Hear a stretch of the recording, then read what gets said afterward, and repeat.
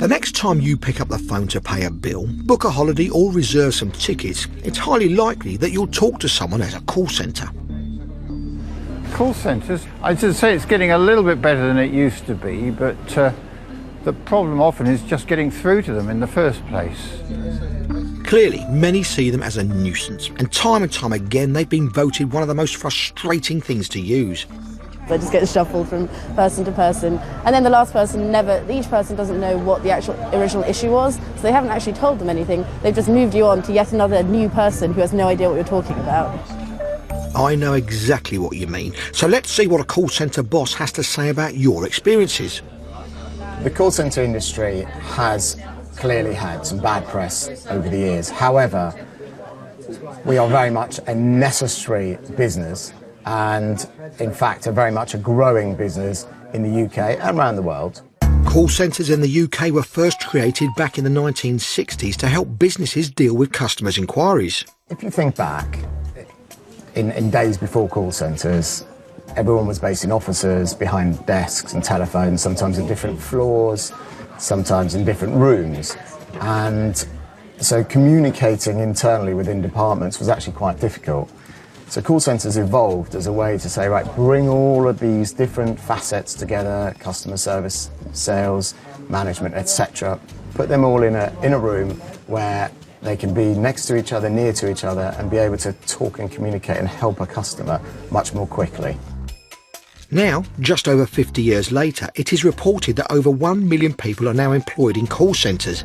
This is over 3.5% of the entire UK workforce. It's very difficult to get to the exact department that you want to talk with.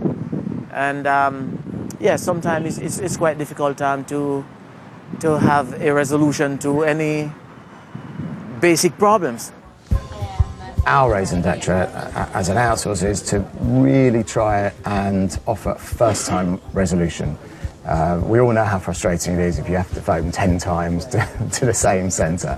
And so we are very much paid to handle our clients' calls, deal with the customer and try and resolve their query there and then. It just seems like they're these big kind of like farms of people on telephones, and there's no kind of like, no one takes any ownership of like your issues or your problems. We all got used to the big warehouse type environments where 1,000, 1,500 people would sit in a huge room and have to put their hand up to go to the toilet, and it was very impersonal and it created quite robotic agents. The issue with that and the downside to it is that those agents then didn't have a personality and had to be very, very, very script-led. Over the past 5 to 7 years, that's very much changed. I think it's fair to say, I think most people would find when they speak into a UK call centre that their customer experience has much improved over the last few years.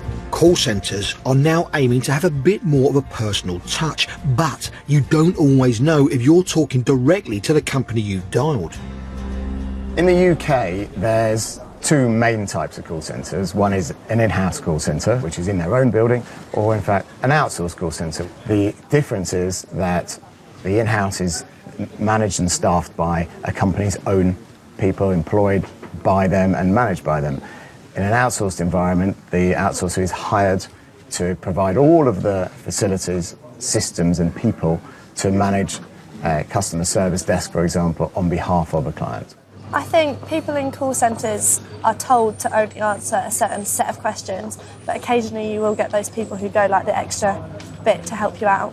Some people are just built to be rude over the telephone, but sometimes you do get really, really nice customers and it's really worthwhile to be on the phone with them. They could be having a bad day, let alone us, say for example, so they might take it out on us over the phone, but you've got to have a clear view of where the customer's coming from.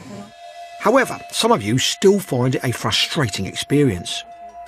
Get through 5 or 6 different menus to get somewhere, then you get thrown out of the system because the technology's not up to it, and you have to go back to the beginning. So you have to write down the numbers to make sure you make it as short as possible. We understand that customers can find the push button, press 1, 2, 3, or the voice recognition systems actually quite confusing. And we very much recommend as a business to our clients that there should be no more than, say, 3 or 4 options that you can push to try and get through to a relevant department. OK, I'll be counting those button presses next time I phone up a big company. Love 'em or hate 'em, call centres look set to stay. So let's just hope they become less inclined to hang up and more likely to hang out.